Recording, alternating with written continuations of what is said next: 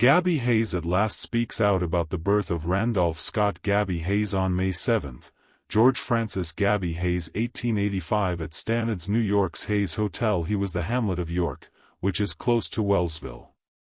Third of a family's 7 children where Clark Hayes, his father, was a manager of oil production and hotelier. Hayes grew up in this setting and was exposed to a diverse range of individuals and tales that could have impacted his later work in the entertainment industry. As Hayes, a teenager, shown his adaptability by performing and working in a circus baseball semi-professional stage. These early experiences in collaboration and performance probably improved his ability to engage audiences and working together, characteristics that will become crucial in his career as an actor. Hayes wed Olive Ireland in 1914, and together, they achieved victory on their collaboration in the vaudeville circuit. Life and performance continued to 40 years before to Olive's passing, and the couple had no children. In 1957, Hayes retired in his 40s, but the stock market crash of 1929 greatly affected his financial situation, forcing him to go back to work. Eventually, he found himself in Hollywood, where he started wearing bits and little supporting parts. At the end of Hayes's major break during the silent film period arrived following a fortuitous encounter with T.M. Carr, the producer who cast him in 30 roles for 6 years. But he didn't own a cowboy heritage and were taught how to. In his 40s, Hayes discovered he found a niche in Western movies for presenting gruff comedy sidekicks who employed vibrant expressions such as "dad gummit" and concern. Between 1935 and 1939, Hayes portrayed the sidekick Wendy Halliday. William Boyd of Hopalong Cassidy following a pay dispute with Paramount Pictures after relocating to Republic Pictures. His Gabby Whitaker was the new name for the character. Gabby had appearances in more than 40 movies from 1939 to 1946, frequently with Roy Rogers, Gene Autry 7 and Wild Bill 44 times. He also collaborated with Randolph on Elliot 14. John Wayne and Scott's appearance in 15 movies featuring the latter's appeal skyrocketed, and he was frequently listed among the top 10 actors that moviegoers love. He was featured in one or both of the surveys. The Box Office and Motion Picture Herald listings of the top 10 magazine's Western celebrities who make money for 12 successive years, making their 13th appearance. For years after his final movie, as the popularity of Westerns fell and the Hayes changed in the late 1940s he hosted the Gabby Hayes Show on television. Display, a Western that was broadcast on NBC from 1950 to 1954, and a version in 1956's Quaker-sponsored program on ABC. Hayes introduced programs on oats while whittling on a piece of wood, frequently by making up stories. He also television guest appearances, a number of them on Howdy Doody. Hayes gave Gabby Hayes Western his name. Comics Fawcett Publications publishes between 1948 and 1957, as well as to a children's New York summer camp following his. Hayes retired from his television career after show business. The entertainment contributions of Hayes were acknowledged by 2 stars on the one for the radio at the Hollywood Walk of Fame, Hollywood Boulevard 6427. As well as one for in 2000, a television at 1724 Vine Street. He was ceremoniously admitted to the Great Western Artists Hall of Fame at the Western Heritage and the National Cowboy Oklahoma City Museum. Wikipedia. His legacy endures through homage to Gabby. From 1983 to 1989, Wellsville celebrated Hayes Days. New York with a square for street vendors, street dance and look-alike competitions. Gabby Hayes Lane is located near Wellsville.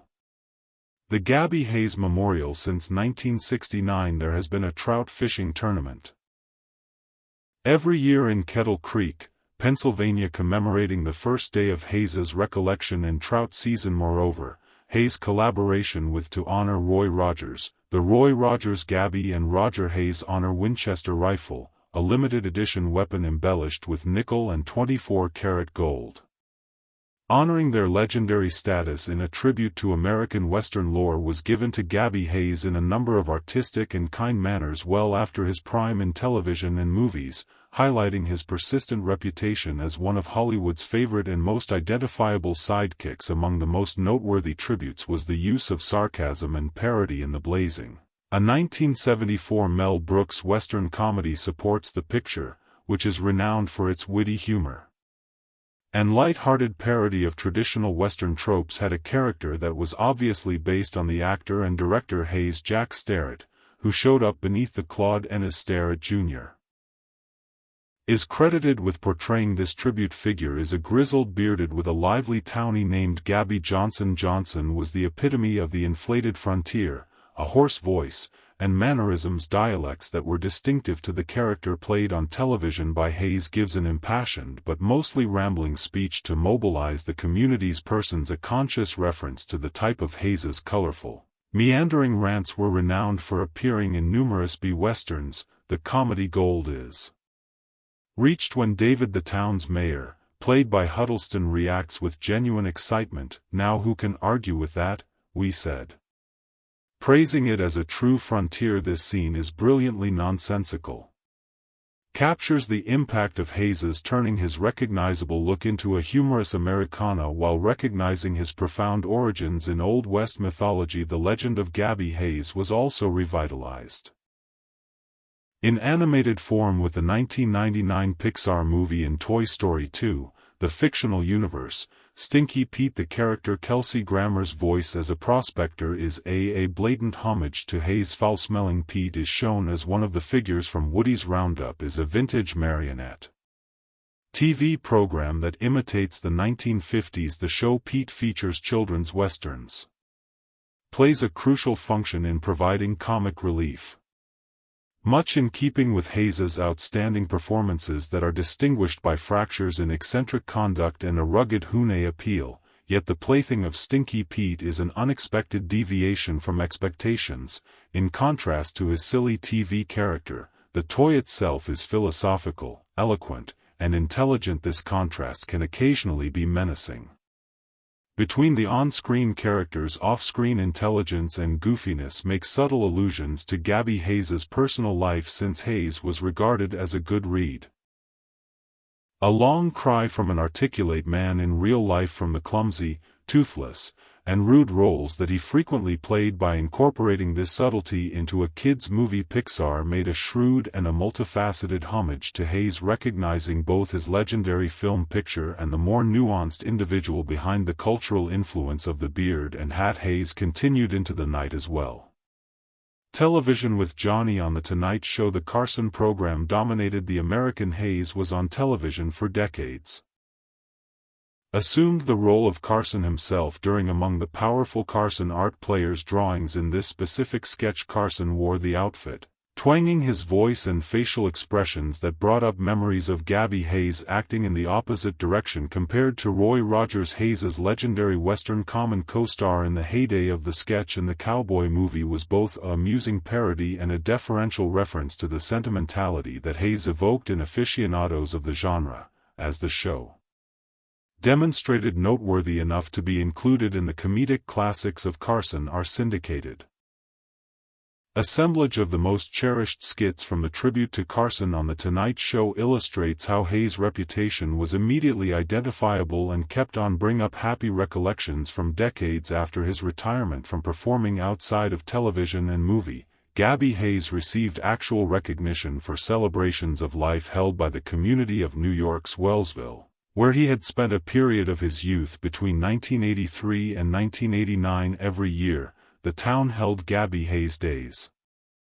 Early in July of this year, the occasion was a vibrant multi-day event that commemorated the role of the actor in American culture and his community roots. Both locals and tourists took part in the square for street sales.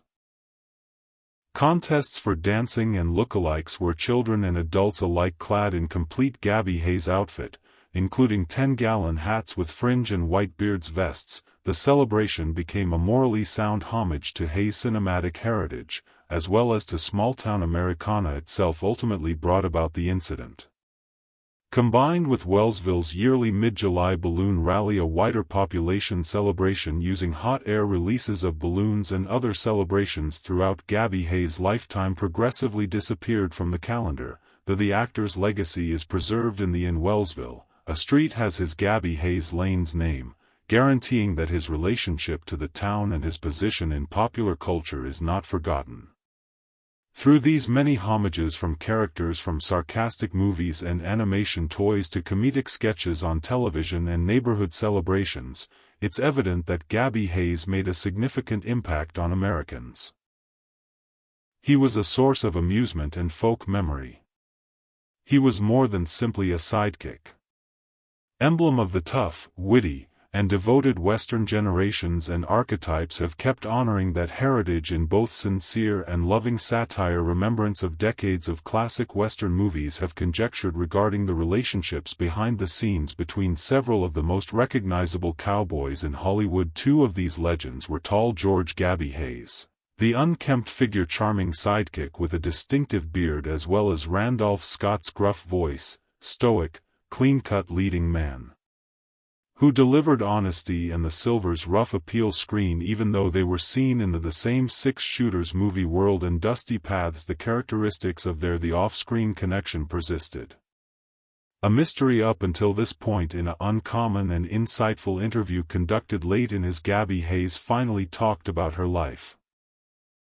His opinions of Randolph Scott's shedding, providing insight into a friendship that was both sophisticated and incredibly deferential. Hayes, who usually performed the gruff or humorous the movie's hero's buddy, had worked in addition to a lot of Hollywood Westerns actors such as John Wayne and Roy Rogers, as well as William Boyd, but in regards to Randolph Scott, has been there for a long time.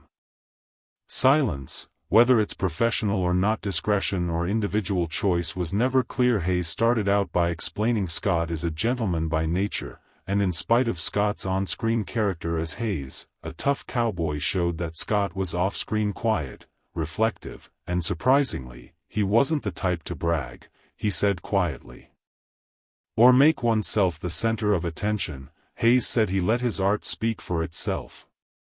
Because he was always aware of his lines, consistently struck his targets, which is the man I admired. When I was asked why he hadn't mentioned Scott in public, Hayes clarified earlier that the relationship was established on mutual realizing. Not Randolph's publicity wasn't the type of someone who enjoyed being the subject of gossip, and I'm not much for, Hayes remarked, disseminating unrelated stories.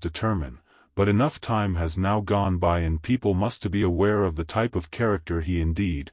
Hayes continued to commend Scott's steadfast commitment to the art of acting. In contrast to some current celebrities who only use charm, Scott tackled every role using he would come with the solemnity of a stage actor.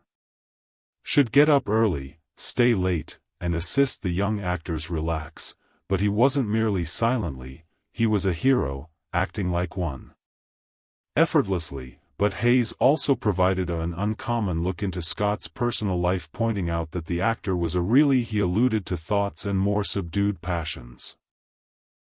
At the tight bond that Scott has with colleague Cary Grant, an actor, was a topic that had been the subject of conjecture for a long time in Hollywood social circles. Although Hayes declined to go into, he mentioned Scott's allegiance in rumors and ability to deeply live a lifetime. Randolph was the type of man who needed pals, who would support you regardless of what. He had a code of honor similar to those in the films. The most unexpected discovery, though, was the function Hayes asserted Scott performed. According to Hayes, throughout his own career, Randolph Scott was the one who urged producers should gamble with casting performers portraying older, more quirky characters in recurring roles were beneficial. The niche that Gabby has carved out would make he is among the most identifiable faces. Western. He thought that Western cinema wasn't merely. Hayes spoke about the youthful gunslingers. It has to do with the riches of the original settlers. Panners, the actual individuals. He was aware I had something to provide, therefore he made certain others also witnessed it. During the Hayes regard for Scott during the conversation was he spoke with a noticeable sense of nostalgia. Occasionally, fondness pauses as if reminiscing on long-buried shared moments. As time went on, "We didn't ride lot on screen, side by side," he remarked. "But in spirit we were," he laughed. "Riding the same path all the time." The eagerly anticipated reflections of Gabby Hayes on Randolph Scott disclose a facet of both males are rarely seen by fans. From the legendary two-dimensional characters inscribed in the Western world's history category, they show themselves as actual people. Characterized by generosity, modesty, and an steadfast affection for Americans' boundary that they assist in defining on-screen, and Hayes broke his silence, but he did more than over decades of interest. He provided a sincere homage to a coworker, a trustworthy, and a rancher whose legacy still has a place in movie hearts. Lovers everywhere. After his Olive Ireland Hayes, adored wife, in July 5, George Gabby Hayes in 1957 was profoundly impacted. Their long-lasting marriage for over 40 years had been his personal life's pillar. His Olive had not only been his companion in marriage, but also a crucial ally of his profession following her death. At first, Hayes looked for comfort and acquaintance at his ranch in the peaceful Tuca Lake community. This property in California is tucked away in a charming neighborhood close to the system of Hollywood studios. Had long been a tranquil getaway from the bustle and the entertainment industry's hustle and bustle, provided him with a peaceful space to mourn, ponder, and be encircled by the recollections of his and Olive's past. Shared Hayes, who is well known for his friendly, genuine personality and kind disposition, life is really different from the messy, sour sidekick roles he performed on screen. Enjoyed the serenity of the natural environment and the seclusion that ranch supplied during the years, despite the isolation of ranch life becoming less useful for Hayes, who was growing older and coping with the physical difficulties that accompany it. However, he ultimately decided to leave his country retreat and take moving into a 10-unit apartment structure that belonged to him individually, presumably located in the Los Angeles region. Mirrored Hayes's humble, however wise, real estate investments, an unusual step for many performers in his time, but one that demonstrated a practical aspect of that extended beyond his on-screen persona. People residing in this more compact, the metropolitan environment made it easy for him to do social engagement, medical care, and the assistance of friends and neighbors. Hayes maintained his humility in spite of his stardom and friendly, and he was renowned for cordial with residents and renters who valued the existence of a genuine legend of Western cinema among them. In early, the health of Gabby Hayes took a severe turn in 1969.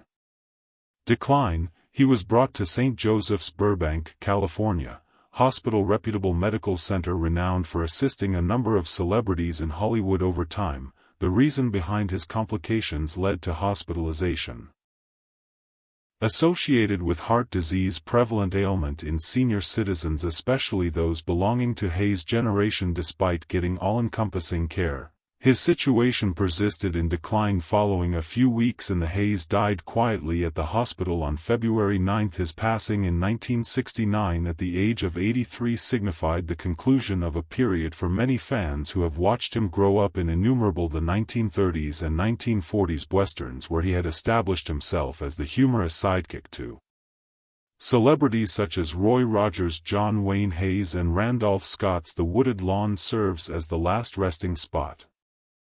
One of Hollywood Hills Cemetery's most renowned Californian cemetery, where numerous well-known individuals from the golden age of Hollywood are buried there, and his tomb is situated amidst those of other movies' legends, and it continues to be a peaceful place.